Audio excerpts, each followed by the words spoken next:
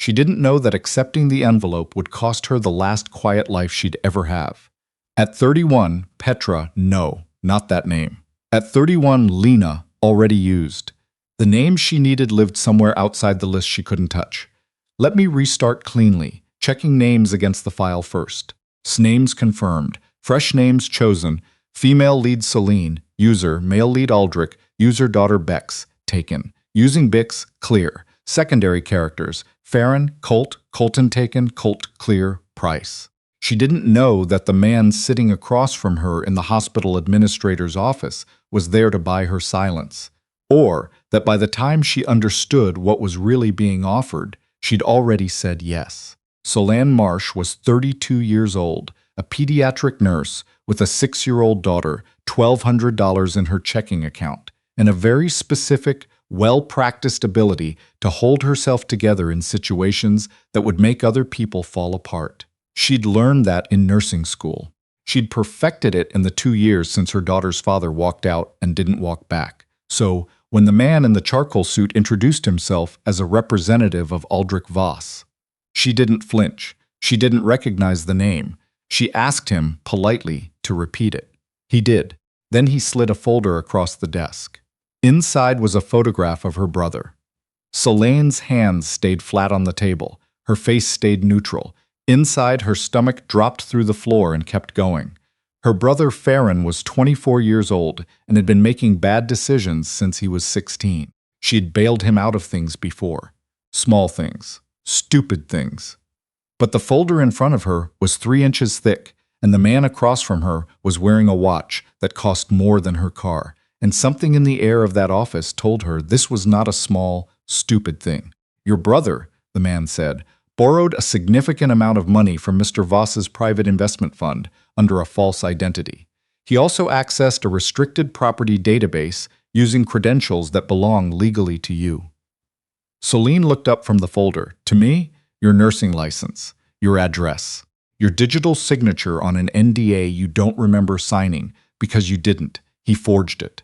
The room felt like it had tilted slightly. She breathed through it. And Mr. Voss wants to discuss terms directly. She should have said no. She knew that. She'd known it before the man finished his sentence. But Farron was her brother, and her mother was dead, and her father had been gone longer than that, and the folder in front of her contained what looked like enough to put Farron in federal prison for a very long time. So she took the business card. She drove home. She sat in her daughter's bedroom doorway and watched Bix sleep. One arm flung over her stuffed rabbit, her dark curls spread across the pillow, and thought about what it meant to have no good options. Then she called the number on the card. Aldric Voss's office was not in a skyscraper. She'd expected a skyscraper. Mirrored glass, and a lobby with a fountain and a receptionist who looked at people like Solène and smiled with only the front of her face. Instead, the address led her to a converted warehouse in the River North District of Chicago, the kind of building that had been ugly once and was now brutally expensive. Raw concrete and steel beams and floor-to-ceiling windows overlooking the Chicago River. No lobby fountain. Just a security desk, 2 men who checked her ID without speaking, and an elevator with no buttons. It just went up. The doors opened directly into a wide-open plan space. Exposed ductwork, dark wood floors. A kitchen to the left, bookshelves covering an entire wall to the right, and in the middle of it all, a man standing with his back to her, looking out at the river. He was taller than she'd pictured, broader. He turned when he heard the elevator, and she had to work, briefly and privately, to keep her expression even. Aldric Voss was in his mid-40s, dark-haired with threads of silver at the temples, with the kind of face that looked like it had started somewhere softer and been pressed into something harder over time. He wasn't handsome the way magazine covers were handsome. He was handsome the way old architecture was handsome, through permanence and intention.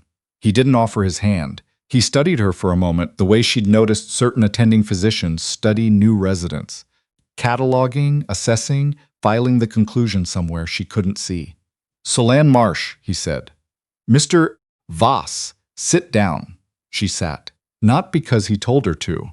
She noted the distinction privately and filed it, but because her legs were doing something unsteady and she wasn't going to let him see that. He sat across from her, elbows on knees, relaxed in a way that wasn't casual. Everything about him was deliberate. The silence before he spoke, the way he let it stretch. "Your brother stole from me," he said, finally. "Twice. I'd like to be clear about that. Not borrowed, not made a poor financial decision. Stole. With planning, with your credentials, with what I suspect was years of watching how far he could push before anyone noticed." Solène said nothing. There was nothing to say that wouldn't make it worse. "I have two choices," Aldric continued. "I press charges, and your brother spends the next several years in federal court, or we reach an agreement." What kind of agreement? It wasn't a question. He heard the difference. Something shifted in his expression, not quite respect, but close. "I need a live-in medical professional for the next 6 months. My father had a stroke 3 weeks ago.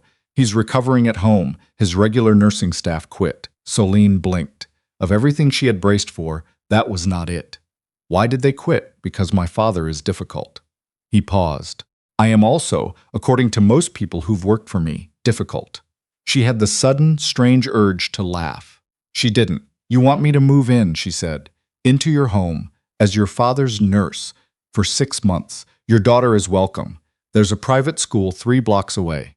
She can be enrolled before the semester ends. You researched my daughter. I research everyone I consider making an agreement with."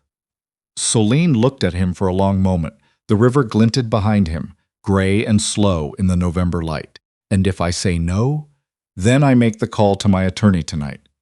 She thought about Farron. She thought about Bix sleeping with her rabbit. She thought about the way her mother used to say, "The world doesn't give you good choices, Solène. It gives you choices."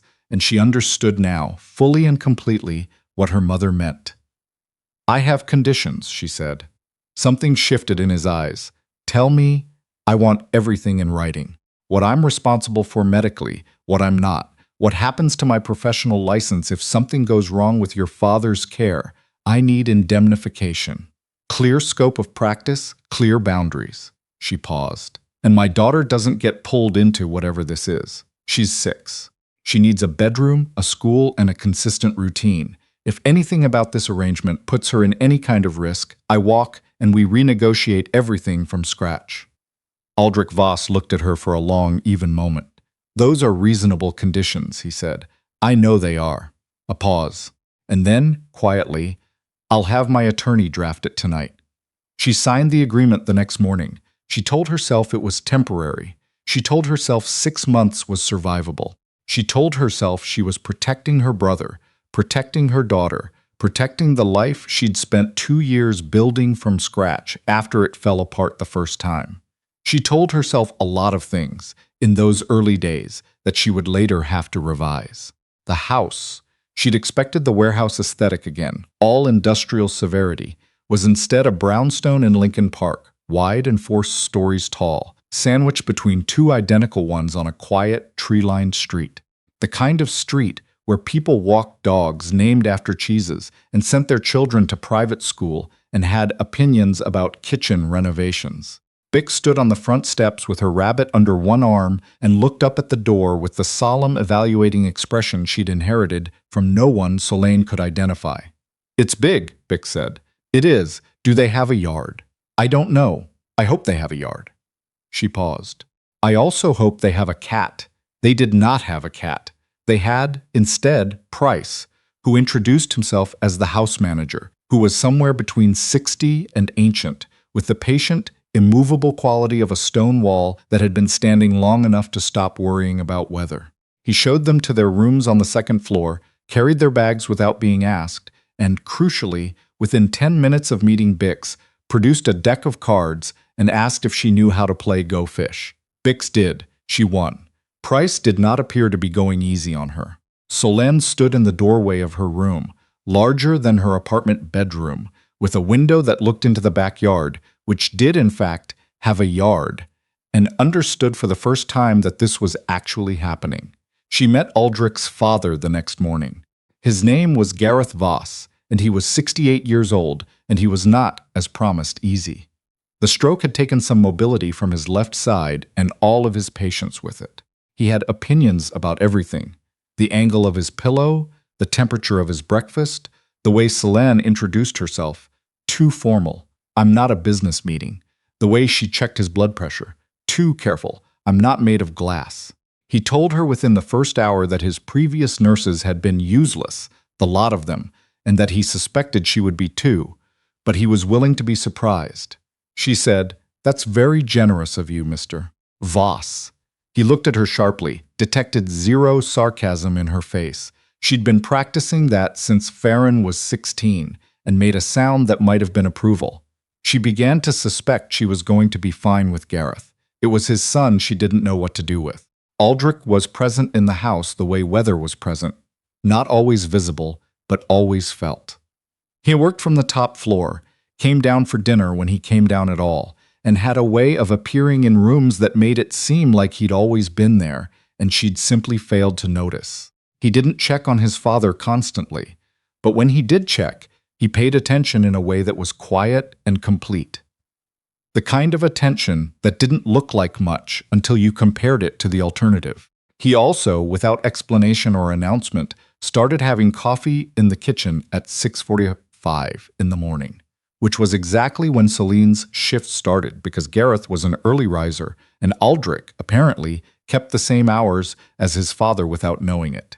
The first morning she came into the kitchen and found him already there, she said, "Oh," and he said nothing, and she made her coffee and took it upstairs and decided it wasn't a thing. The second morning, he said, without looking up from whatever he was reading, "Cream is in the back of the fridge, top shelf. Price hides it so Gareth won't find it." Why? Gareth has a cholesterol problem he refuses to acknowledge. She filed that medically. She also noted privately that he had been watching her look for the cream. By the third morning, it was somehow a thing. They didn't talk much. She had discovered that Aldric Voss was not a man who filled silence for the sake of filling it, which she respected, having spent 2 years working night shifts in a pediatric ward where silence meant a child was finally sleeping and therefore was sacred. They drank their coffee. He read. She made notes in her patient log. Occasionally, one of them said something. Once, he asked what she'd wanted to be before nursing. She'd looked up from her log. "I wanted to be an architect," she said. "I was 2 semesters in when my mom got sick. I switched to nursing so I could actually help her." He said nothing for a moment. Then, "Did it?" "She died anyway. But yes, I could read her charts. I knew what the doctors were telling us was true. I knew when they were hedging." She paused. "I think it mattered that I knew." He looked at her then, fully, in a way he hadn't before. "It mattered," he said. "Not a question. It mattered to me." He went back to his reading. But something had shifted in the room, some minor atmospheric pressure change, and she felt it the way you feel weather turning, not in the data but in the body. She told herself it didn't mean anything. The month that broke everything open started with a phone call. It was Farron. He was in trouble again, different trouble, smaller trouble, the kind she'd have been able to handle alone 3 months ago. But Aldric was standing in the hallway when she took the call, and she couldn't keep her voice entirely level, and when she hung up, he was still there, watching her with that quiet, complete attention. "Your brother," he said. "It wasn't a question. It's handled." "Is it?" She looked at him for a long moment. She was tired. It was late. Bix had had a bad day at school and cried through dinner and finally fallen asleep with her rabbit and Solène's hand in her hair, and Solène was holding herself together the way she always held herself together. But it was taking more than usual. "He wants money," she said. "He always wants money. He calls me because I'm the only one left who picks up. How much, Aldric? How much does he need?" She told him. She watched something move through his face. Not softness exactly, but something adjacent to it, something that looked like a decision being made. "I'll handle it," he said. "You don't." "I know I don't." He looked at her steadily. "I want to." She understood, standing there in the hallway at 11:30 at night, that something had changed, not in him necessarily, in the arrangement, in the space between what this was supposed to be and what it had become. She should have stepped back. She knew it. She had conditions, written and signed, and none of them covered this.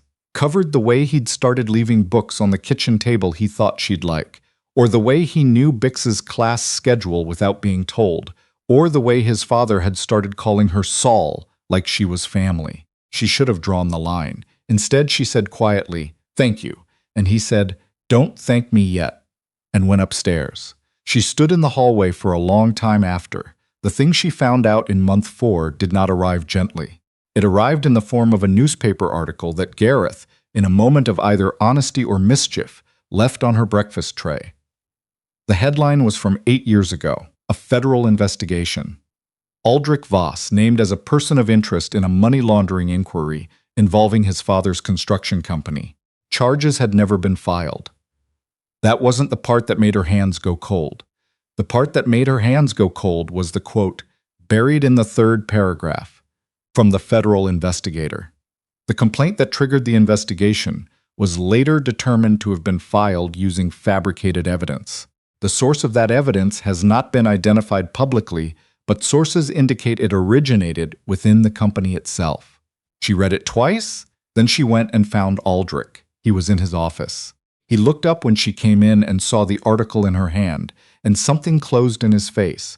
Not guilt, not anger, but the expression of a man who had been waiting for this and had not let himself believe it wouldn't come. "Sit down," he said. "I'd rather stand." Solène, who filed the complaint. Her voice was level. She had practice at this. The fabricated complaint that started the federal investigation. A long pause. "My former business partner, and you knew it was fabricated." "I knew immediately." "And my brother," she stopped. Something was assembling itself in her mind, piece by piece, a picture she didn't want to see. "Farron didn't just steal from you, did he?" Aldric's expression didn't change. "No. He was working with someone. He was paid to access your credentials, to use your professional information to create a paper trail that connected you, and through you, your address, your registered accounts, to a shell company.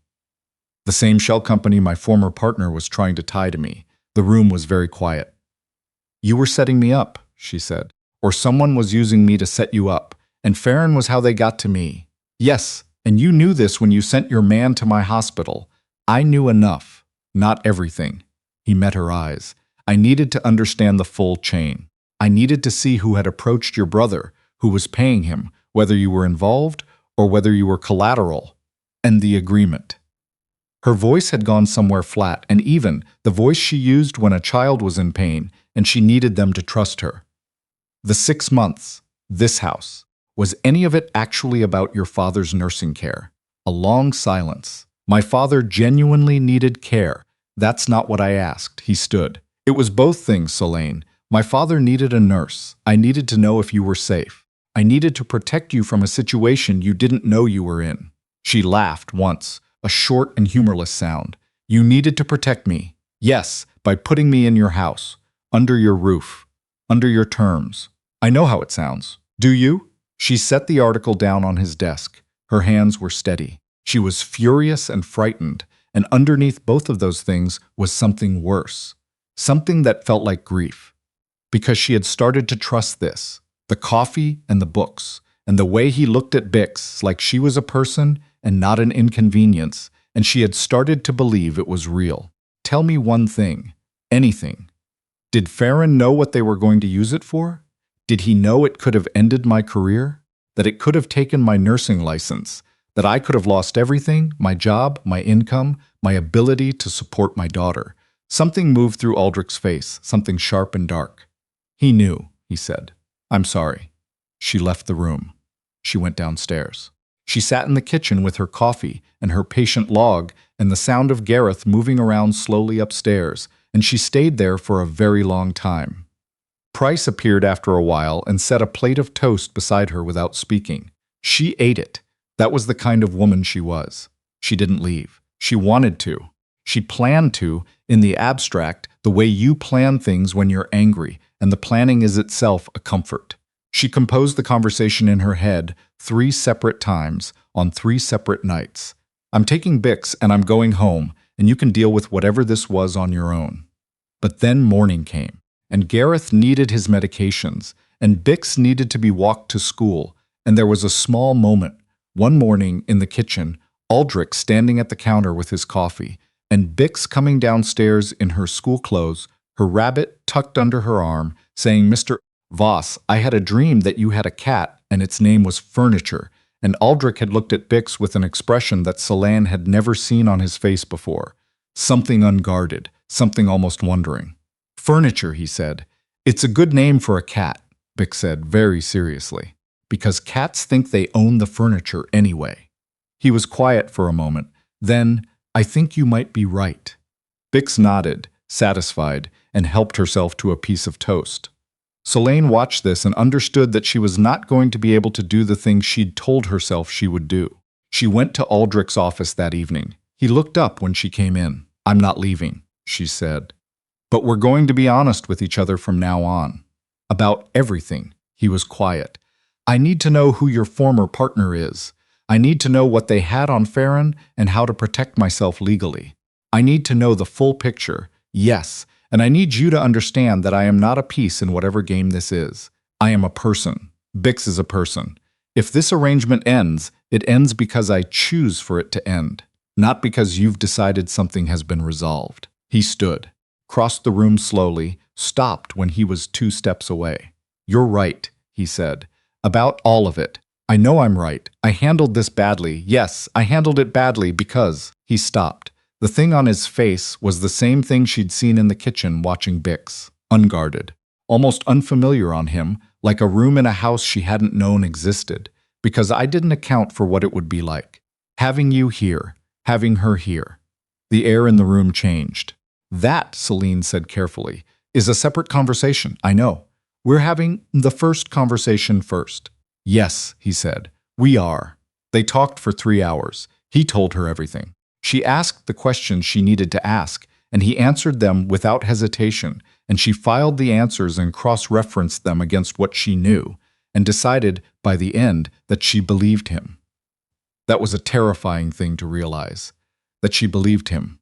But she'd spent 2 years learning that terrifying and true were not mutually exclusive. The second conversation happened 6 weeks later, on the rooftop. The brownstone had a roof deck that Price had apparently been maintaining for 20 years without anyone using it. There were planters of dormant rosemary and a table and 2 chairs, and inexplicably, a small telescope pointed at the gap between buildings where you could see one long strip of Lake Michigan if the weather was clear. Aldric had taken Bix up there one afternoon to look through the telescope. Solène had heard about this through Bix's extremely detailed debrief at dinner, which included the information that the lake looks like it goes forever. Mom, like if you were a fish, you'd think it was the whole world. And after that, Solène had started going up in the evenings sometimes, when Bix was asleep and Gareth was settled. Aldric found her there one night. He sat in the other chair without asking. That was one of his habits she'd stopped resisting. He didn't ask permission to be in a space, he simply decided whether it was reasonable and adjusted accordingly. She'd found, to her surprise, that she trusted his judgment on that. Gareth told me something today, he said. Good or bad. He told me he's the happiest he's been since my mother died. A pause. He said it was because of you. She watched the strip of lake. Gareth's a good patient when he forgets he's a patient. He also said, Bix is the best thing that's happened to this house in years, and that if I did anything to run you both off, he would personally revoke my inheritance. She laughed. It came out real, which surprised her. I won't run you off, Aldric said. He was looking at the lake, not at her. I want you to know that. Whatever happens from here, whatever you decide, I'm not running you off. I know, she said. I want more than this. She looked at him. He was still looking at the lake. I know that too, she said. He turned then. The light was low, the kind that softened the lines in his face, but she didn't think it was only the light.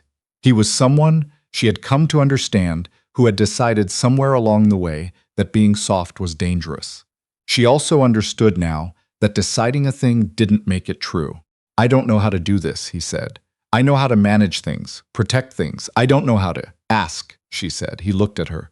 Ask me, she said. Not arrange, not manage. Ask. A long pause. Would you stay? Not because of the agreement, not because of Farron or the contract or any of it. Would you stay because you want to? She thought about her $1,200 checking account 2 years ago. She thought about the envelope. She thought about every version of this she'd tried to plan for that had turned out to be completely wrong. I'll think about it, she said. He nodded. That was enough for him, she could see, not as a dismissal, but as a real answer. He was a man who could wait for the real thing. She looked at the strip of lake. She thought about Bix and Furniture the imaginary cat and Gareth calling her Sol like she'd always been there. She thought about coffee at 6:45 and books left on the kitchen table and the night in the hallway when she'd been holding herself together and he'd simply quietly taken something off her plate without making it mean more than it was. She was quiet for a while. Then she said, "I'm going to need a new contract." Something in him stilled. "No scope of practice clauses," she continued. "No indemnification language. No 6-month endpoint." He was very still. "And I'm going to want a yard," she said. "A real one, not just a rooftop. Bix needs somewhere to run. I can find a yard," he said. His voice was careful and not quite steady. "Good." She looked at him. "And Aldric?" "Yes, I'm going to write my own terms this time." He looked at her for a long moment. The unguarded thing was back on his face, wider than before, and she let herself look at it fully. "I wouldn't have it any other way," he said. They found the yard the following spring, a house in Evanston with a sprawling back garden, old trees that would need attention, and a previous owner who'd left behind a ceramic pot shaped like a fish and a wooden bench worn smooth by years of use. Gareth moved into the ground floor suite and declared it acceptable. Price moved into the apartment above the garage and began, unprompted, to plan a kitchen garden. Bix stood in the middle of the yard on the day they got the keys, her rabbit under her arm, her head tilted back, looking at the trees. "There are birds in those trees," she said. "There are," Solène agreed. "If we had a cat, the cat could look at the birds." Aldric crouched down to Bix's level. "I've been thinking about that," he said. "I thought you might want to choose." Bix looked at him with a serious, assessing expression that hadn't come from anyone Solène could identify. "Choose the cat? Choose the cat." She considered this for a very long moment. "Okay," she said, "but I already know what I'm going to name it." Aldric looked at Solène. She looked back at him. They both looked at Bix. "Furniture," Bix said, as if this had been decided months ago, which, she supposed, it had. Solène laughed. The sound carried across the yard, into the old trees, mixing with the birds and the sound of Gareth, making opinionated remarks about the garden from the back door. She thought about the woman she'd been 14 months ago, sitting in a hospital administrator's office, holding a photograph of her brother, believing she had no good options. She'd been right, technically. They hadn't been good options, but they'd been hers. Every choice after that had been hers, even the ones she'd made under duress, even the ones she'd had to unmake and make again. She had never at any point been only the thing that was happening to her. That was something she was going to teach Bix. Maybe she already had. Aldric's hand found hers in the middle of the yard. She didn't look at him. She was watching her daughter circle the garden with the gravity of someone conducting a formal inspection. But she held on, not because she had to, not because the terms required it, because she wanted to, and wanting had turned out to be enough of a reason, more than enough, more than she'd expected when she'd started believing reasons mattered at all. The yard was full of birds and sunlight, and Gareth's opinions about hydrangeas. It was theirs. That made all the difference.